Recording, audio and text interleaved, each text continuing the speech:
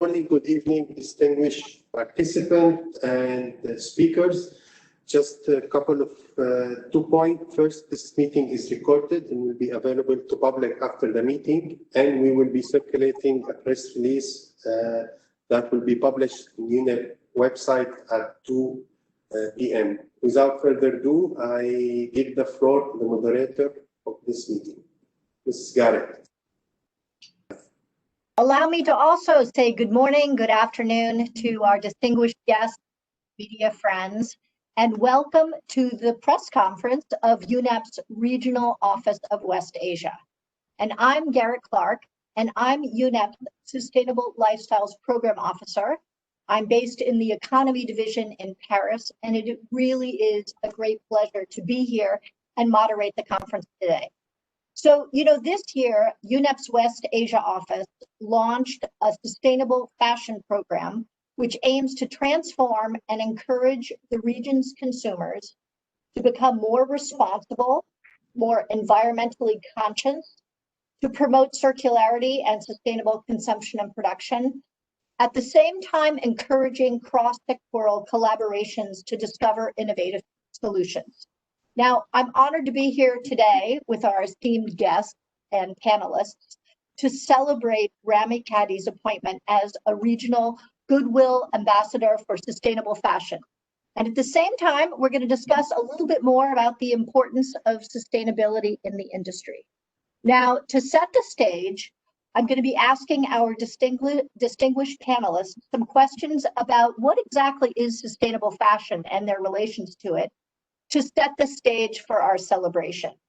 So let me note again, as Tarek did, that the session is being recorded and that there will be a press release available.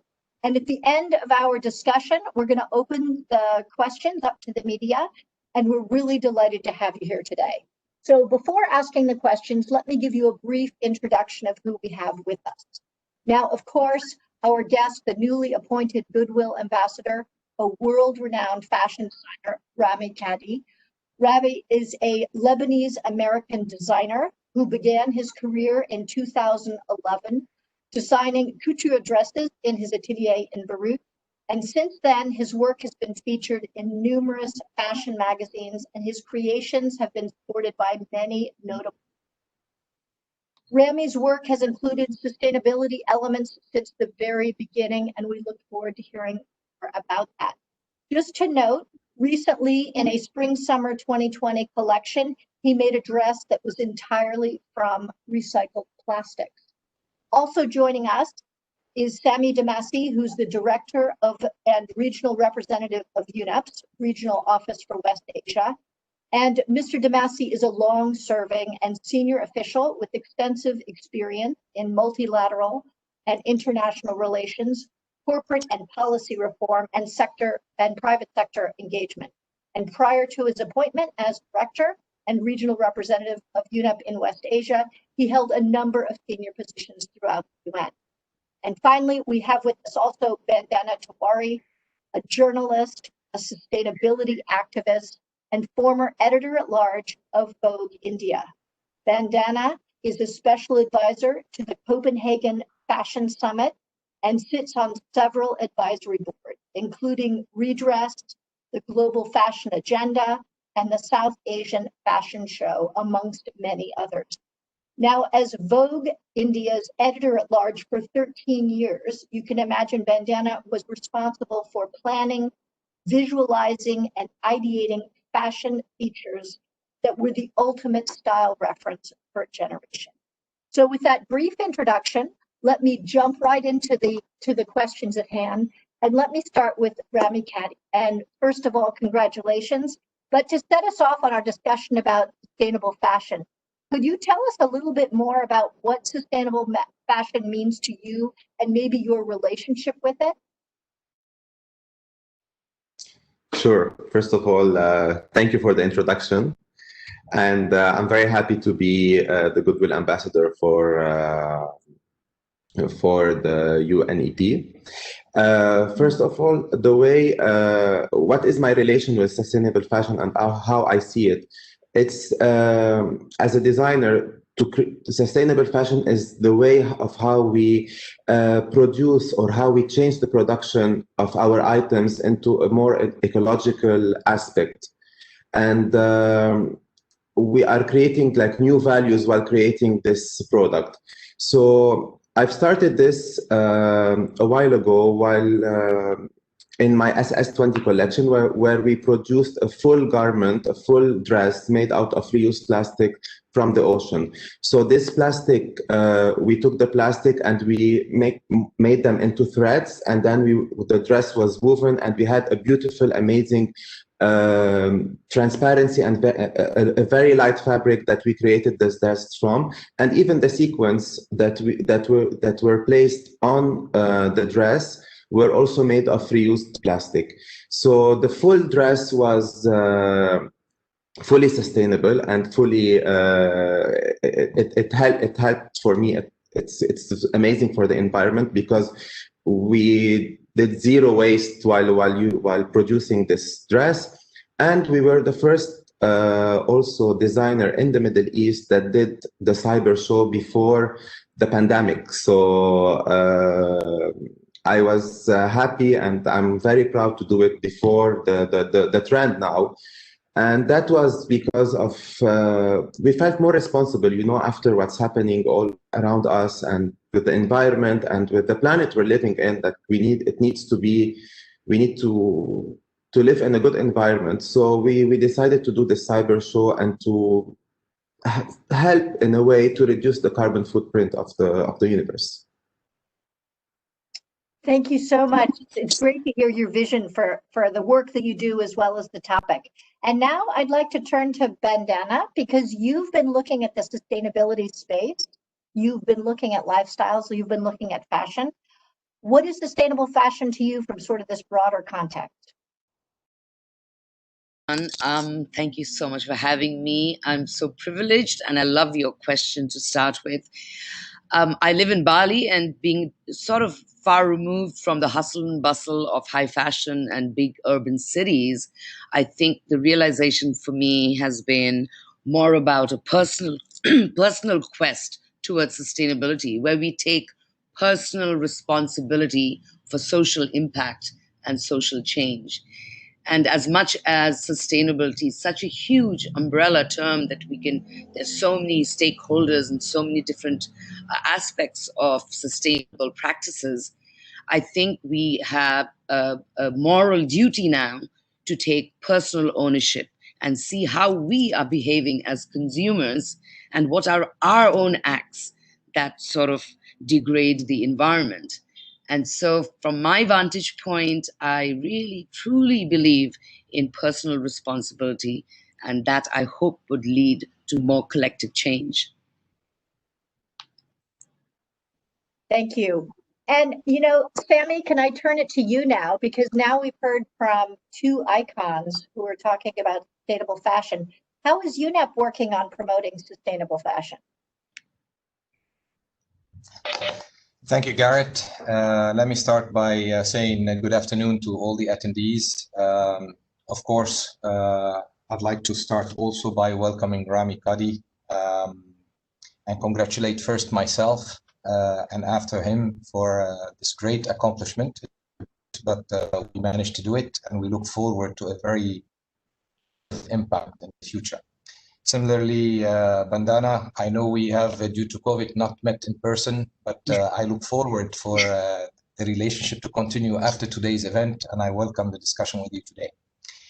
For us as Unep, we can say that today it is no longer an unknown that textile industry utilizes a lot of the world's natural resources that are being consumed and disposed of inefficiently. In principle, the take, make, dispose model currently adopted by the fashion industry as well as its consumers has had potentially long-lasting impacts on the environment through pollution, excessive use of depletion of natural resources, biodiversity loss, and tremendous amount of waste.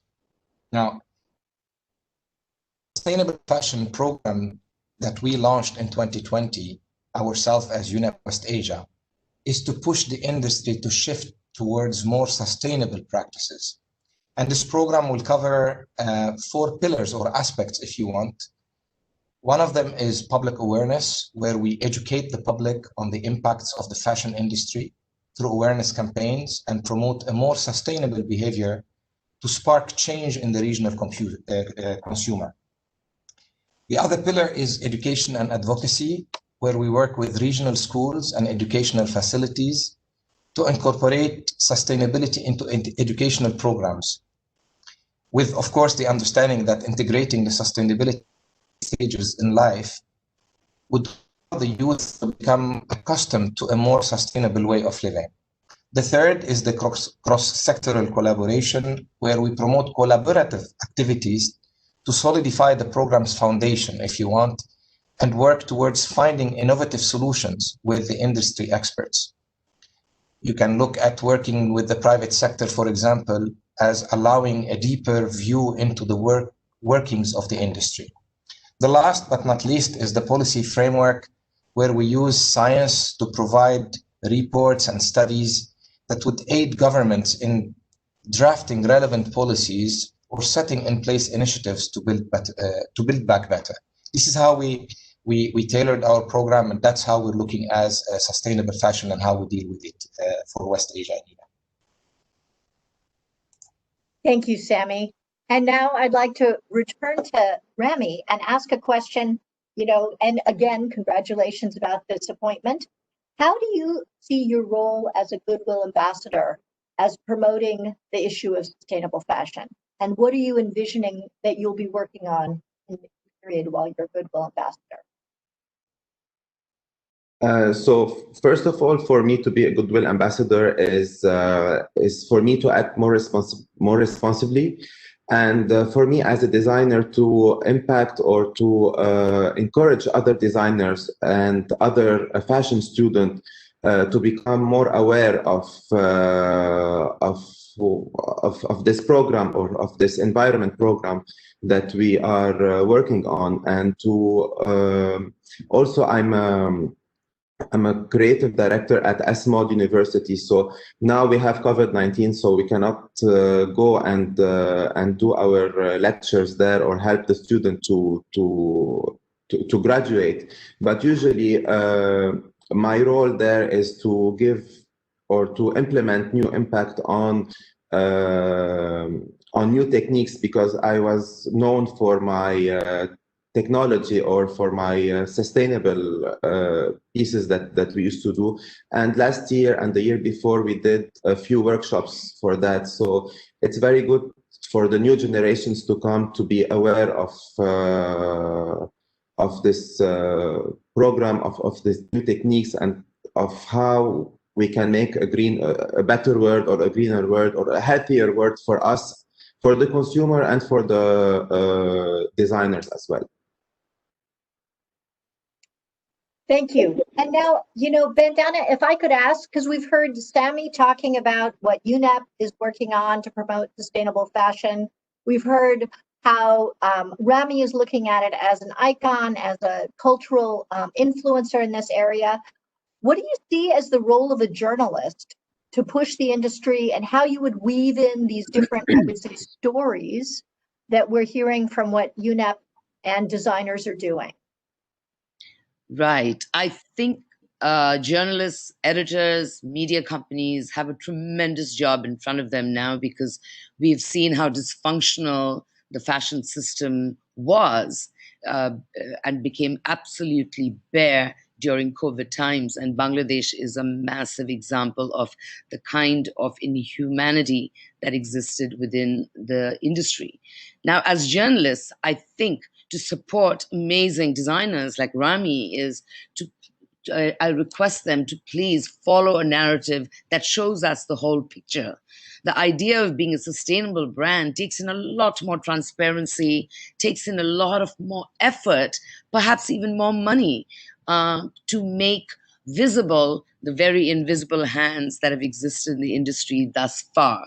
And so the onus is on editors and writers to create stories that give consumers an idea of what it takes to make a beautiful garment. And I've seen Rami's incredibly beautiful clothes. And I can't imagine how many hands it takes for that kind of work in embroidery, the couture dresses that he makes. Now, what does it take? Where does the technique come from? What's the cultural narrative of making something so beautiful that you're not going to dispose of, but you're going to hand it over to the next generation of children, of mothers giving it to their daughters or fathers giving to their sons.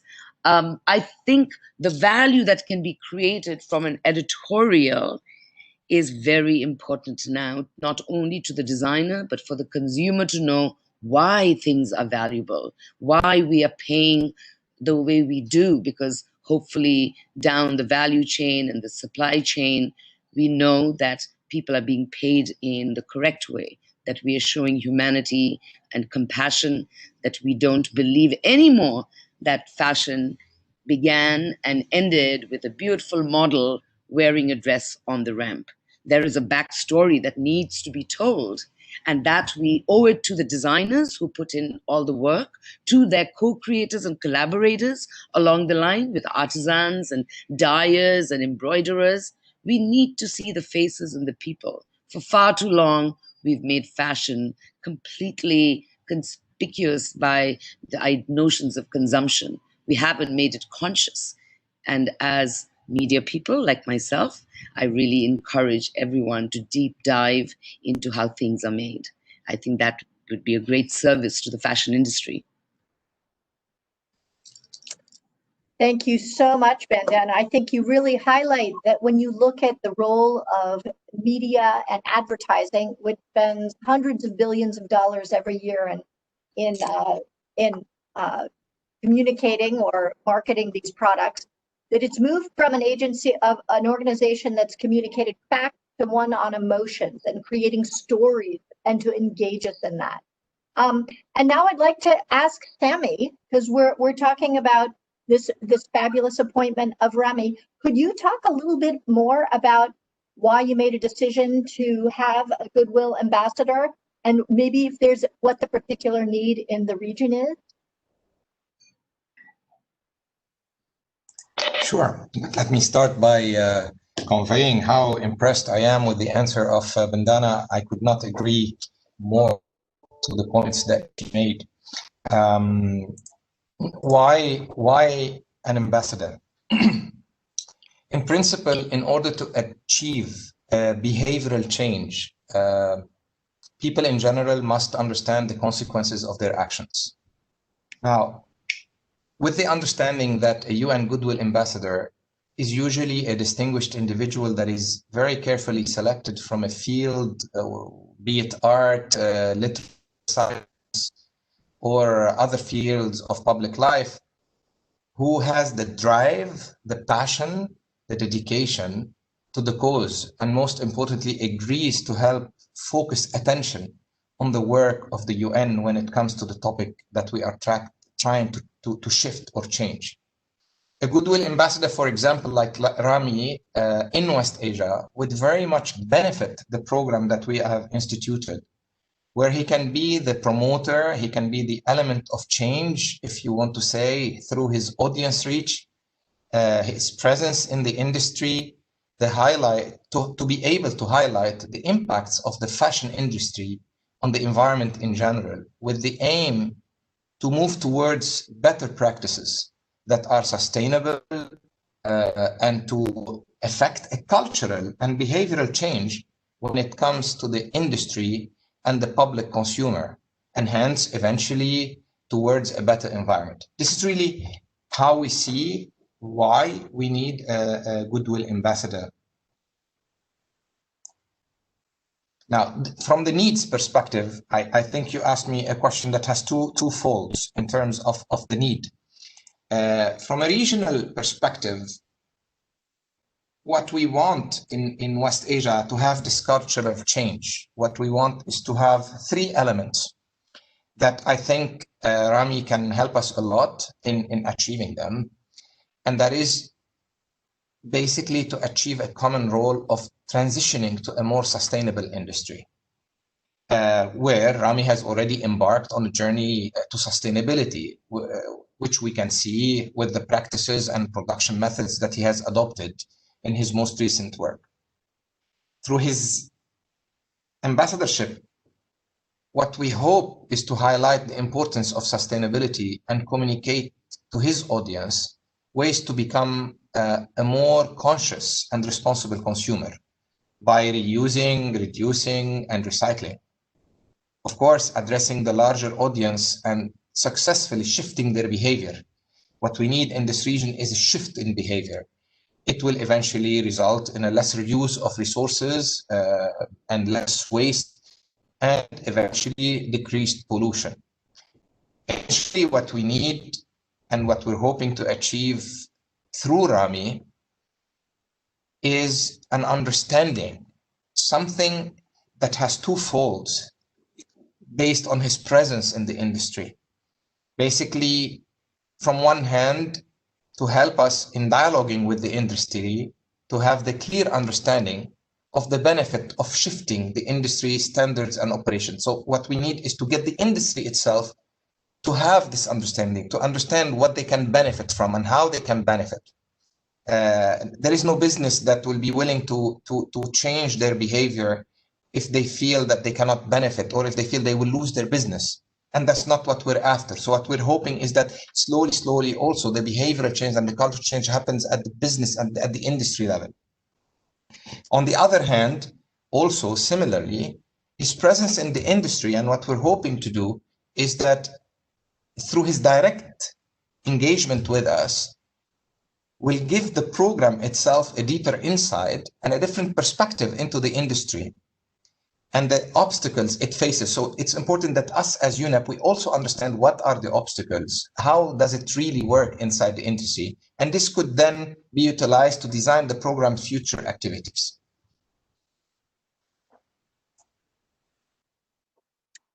Thank you, Sami. And I'd like to return to Rami and ask a question, because I think the comments that Sami's brought up about your vision and your commitment, and also to address when Bandana talked about the importance of knowing the story behind. Could you talk a little bit about what may have made you change your perspective in fashion? In the introduction, I noted that you had been doing sustainability from the very beginning. When did you realize that action should be taken?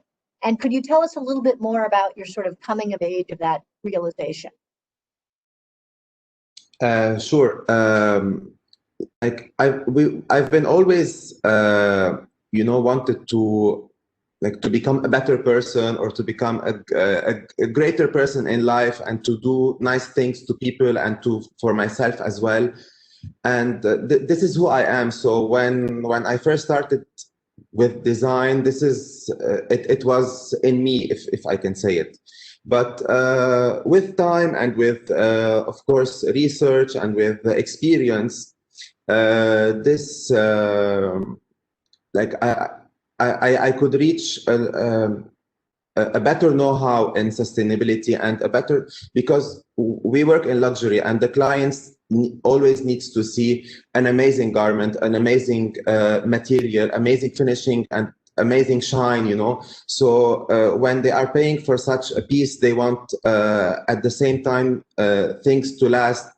So it was very difficult for us to do it, but we did it. And I think it was about time for brands and also for other designers to start creating fashion while considering humanity and considering the environment that we live in, because we are all living under the same environment, all living on Earth. No one is living in Mars and then coming to Earth to for a short period of time. So we're all living in the same planet at the end of the day, and we are all responsible. And I think what helps me a lot is that I have an amazing team of young girls and young people who are also into that, and they really pushed me into doing this.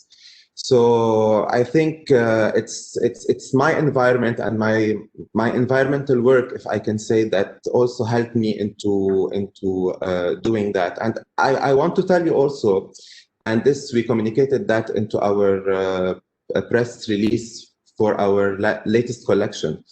we decided to create our latest collection after the Beirut blast. You know, after the 4th of August, we had our house, my house was destroyed, everybody's house was destroyed. We had no atelier left. And we were about to shut down everything. So we said, no, we need to continue, and let's start by doing this collection with recycling everything we have, because you know, when we produce a dress for a client, it's a unique piece. So we do around 8 or 4 or 6 samples of embroidery, and those samples later on we usually throw them. We throw lots of stones, of crystals, of Swarovski. We throw lots of threads, and what we did for this collection is that we took all the stones and all the sequins and we removed them, and we recreated new pieces and new dresses out of this. And even with old fabrics, for example, we used to buy lots of fabric, like 100 meters. We use 20 meters, and then the rest will go, we give it to someone, or we throw it, or we do whatever with it. Now, with those fabrics, I re-dyed the fabrics into the color I wanted, and I created I created the collection of what I have left in my atelier. So I was very happy to do it. And when you see at the final product, you will not know that those are this fabric, I had it a while ago, or this stone was here from 2 years back. You will feel that this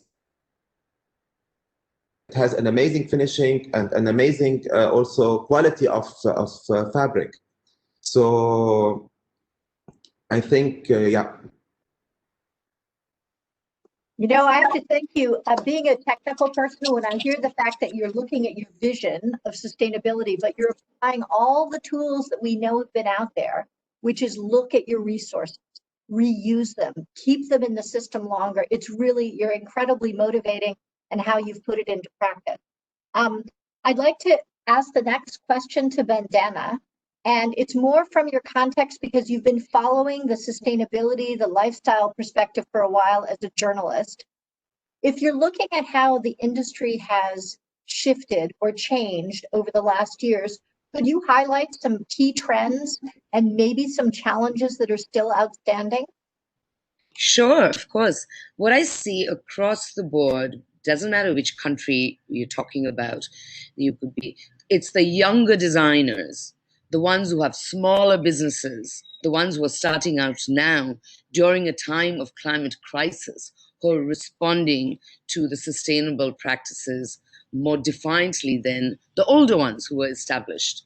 So I put my faith and hope in all the younger designers who are coming up now, because one of the things I tell them when I'm speaking to them is that how wonderful to be able to start a design company now when you can make systemic design. Let me rephrase that. It's about system design, not product design. So you plant your seeds of sustainability as you are nourishing and nurturing a new brand. And as your brand grows, so do your sustainable practices. So I'm a big believer in small is beautiful, bigger is not necessarily better, because I can't imagine the mammoth task of massive, let's say, fast fashion companies that have to make huge changes to make systemic changes that will be better for our environment. So I have great faith in the younger designers. And the second is, of course, someone like Rami, who is now a torchbearer for change, from having a very established brand, already known in the circuit, the fashion circuit, to be able to put up your hand and say, hey, I can still make an impact. I can still change things around, because, there's a saying, we cannot do business in a dead planet. So I think I find that so heartening, hopeful, and young designers, the ones who are going to be leaving the Parsons and design schools of the world, they need to have role models like Rami who can show the way for them, that you can be successful, that you can be commercially viable, and yet you can be sustainable. I don't think you need to flip things around and accommodate. You can be all of those things. So I have great faith if you ask me where do I see the big changes happening in our fashion world, I think it is homegrown brands. Now with COVID and the supply chain is gone, you're relying on resources that's in your backyard. So what are you going to do with the resources that are accessible to you? Because now we don't have the luxury of wearing a shirt where the buttons came from China, the embroidery came from India, the cotton came from Bangladesh, and it was assembled in an Italian factory. I think now we need to really see what can we do within our own neighborhoods, our own regions, because COVID has taught us that the supply chain has been disgracefully harmful to the environment. And so, yeah, I'm very hopeful for the younger designers who look up to designers like Rami and to change a system incrementally. It's not easy to be a sustainable brand, I get it. But to make incremental changes is a big step forward. I really believe that. Yeah, and Bandana, I'd like to ask you a follow-up question quickly, because I think you've covered sort of the macro trends. But as an individual, from a consumer perspective, what actions do you think that people can take to be more responsible and sustainable? Hashtag fashion diet. This has become my mantra for a while because, living in Bali, we've got people from all over the world who come here to cleanse themselves, to be spiritually uplifted, to find some sense of purpose that is beyond earning money. And so they go, and the first thing that comes to mind is your health. So your slow food movement just took over the world, and you go on all kinds of diets to cleanse your inner systems. And yet we don't think about going on a shopping diet to cleanse our hoarding mentality. We are living in a world of, it's so dystopian that more and more is it better? Because we are hoarding so much. There's a book that everyone should read. It's called Stuffocation. We are suffocated by the stuff that we accumulate in our lives. And so let's take a break. This doesn't mean we don't support the fashion industry. We don't support creative designers, that we don't want beautiful things in our lives. It's just buy less, buy things of value, buy things that you don't throw away. And that we as the consumers can do individually. You don't need any corporation to tell you this. We don't need an institution, a brand to tell us, this is my money, my wallet, my hard-earned money. Please, let's be cognizant of where we put that money. Let's not put it in things that go into landfills. Okay, thank you. That was the top and the bottom approach. Perfect. So Sammy, let me also zoom out to you, because we had, Bandana gave us a really good perspective of industry at the global level, the systemic changes we need. And within the UN, we know the importance about what we use, the Sustainable Development Goals, to help us create that chapeau. Could you talk a little bit more about the SDGs and where sustainable fashion fits in there? Sure. Well, let me just start with a small definition, if you want, about the sustainable goals. So basically, what we call SDGs, the Sustainable Development Goals, which are also known as the global goals.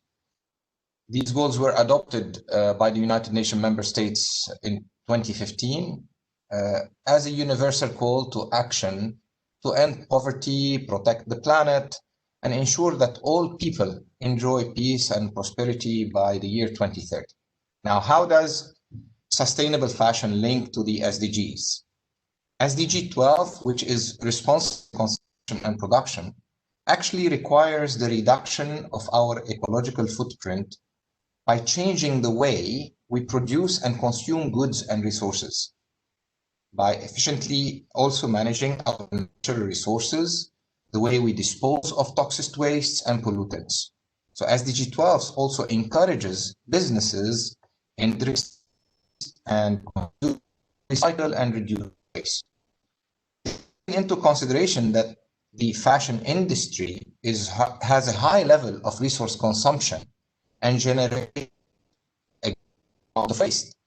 Shifting to more sustainable practices when it comes in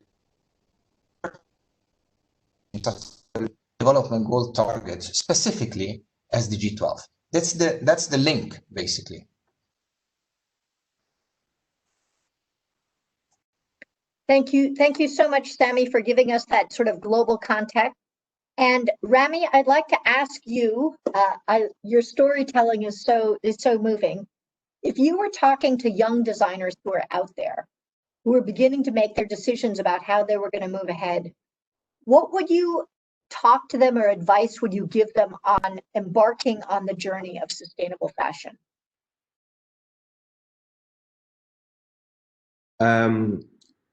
I would definitely say for these young designers that they are the future of the industry. And by them being aware of sustainable fashion, and by them being also responsible of the items that they are producing and the story behind their brand, they will make the impact. Because now, as also Bandana said, that the young designer or the young generation is acting more responsibly about the sustainable fashion, or about making the world greener, if we can say, are the young generation. So I would tell them that they should as act responsible for them and for the future generations to come. Thank you.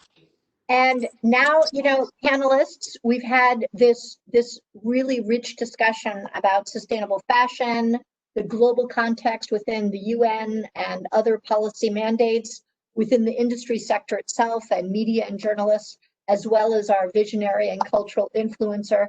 For our last question for each of you, I'd like to ask if you could talk about how you envision COVID-19 has affected where we are, maybe opportunities, challenges, and any visions that you'd suggest for working in this field in the future. And then, of course, add any other points that you'd like to highlight that maybe haven't been brought up, that you would like to respond to the other fabulous questions that we've had answered here today. And Rami, could I ask if you wouldn't mind starting? It would be great if you could lead us off in this last round. Sure. I think that with COVID-19, or before COVID-19, I think the fashion industry was living in a bubble where by any time it was going to explode. Like we were living in a super fast way, where we have huge events, lots of collections, like fall, pre-fall, the major collection, capsule collection for this country, another capsule collection for the other country, and we had to do events like every 2-3 weeks just to stay on the map. I think this bubble was going to explode, and it exploded with COVID-19. For us, it made us as consumers and as and even as we are producing the items or the garments or fashion, is we change the way of overproducing and overdoing things, and like I want to do the biggest show, and I want to get the highest paid model, and I want to be on the, we were constantly on a run for doing basically the same thing that we're doing now. I'm doing a nice dress for the client. I was doing the same, but before I was like wasting a lot of things, a lot of time, a lot of effort, a lot of money, and I was also wasting lots of waste just to produce this item. So now with COVID, I think we changed the overproduction and the over-consuming of what we're owning as clothes or as things in our house and in our daily life. So I think that's the impact of COVID, and it's hopefully it's for our best. Thank you, Rami. And now, Bandana, any thoughts about challenges, opportunities within this COVID context? It's my calling to remind people that, we need not just micro changes, but the macro philosophical way of looking at our world. I mean, I remember being in Business of Fashion Voices conference last year, and the co-founder of Extinction Rebellion, I remember saying, we, the human beings, are the asteroids of our era. That we are the ones destructing so ruthlessly. So I think it's so important to look at what nature means to us philosophically, because there's a wonderful saying, I'm not on the land, I am the land. Like when we start talking about your feet on the ground, and maybe perhaps I'm lucky because I'm in a place where we are walking barefoot in the sand and in the grass and looking at coconut trees and beautiful sunsets. I'm constantly reminded how valuable nature is, how interconnected we are from a subatomic level to a cosmic level. We are interconnected.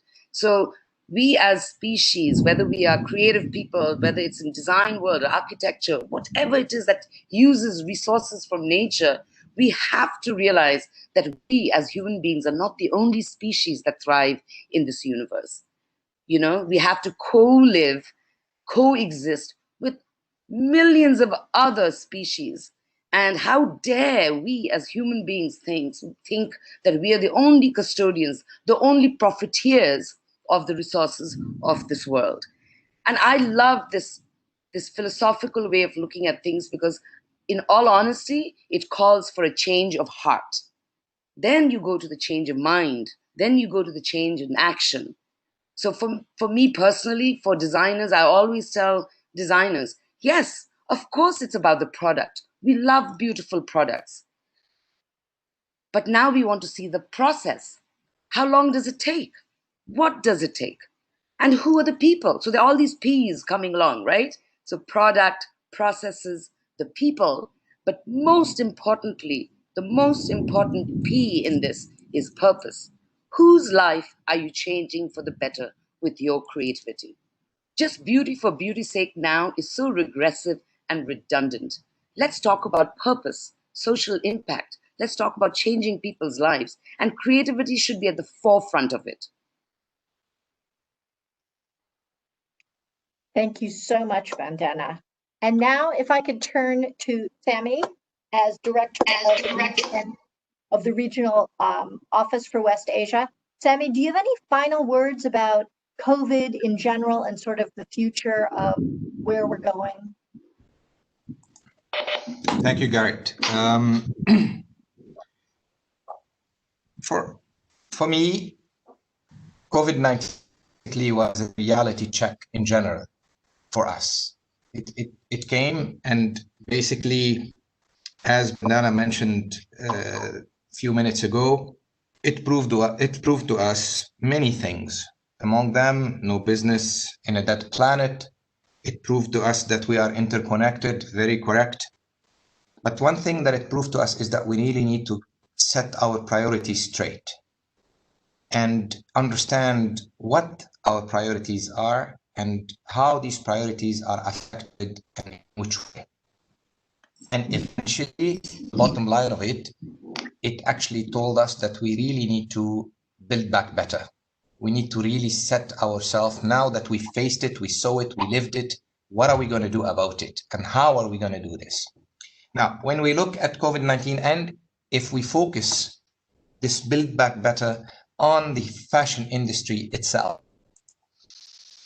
because it is part, what we've noticed is that many of us were found within the pandemic period with a surplus of clothing at home.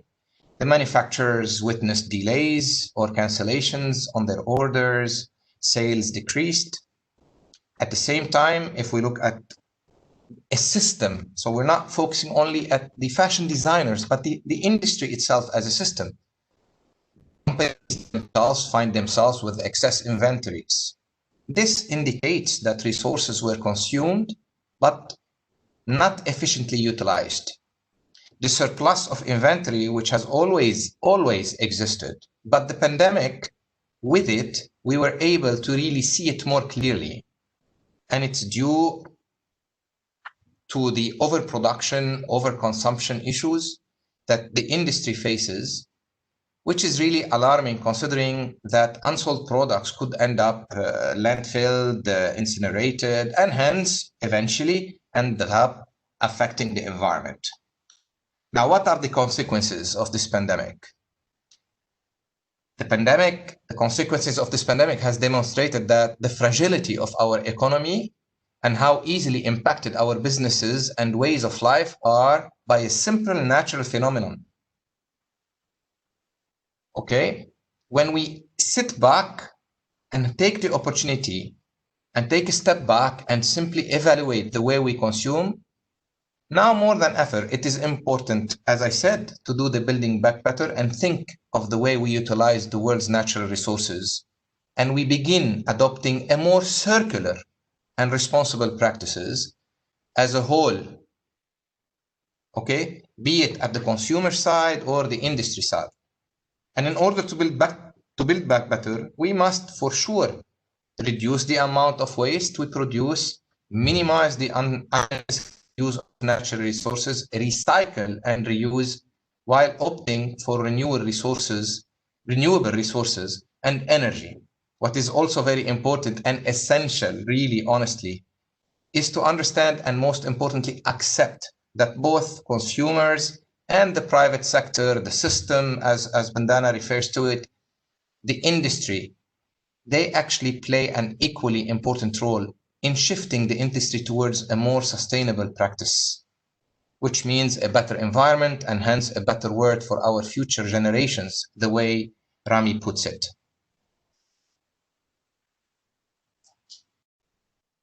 Thank you so much, Sami, for these words.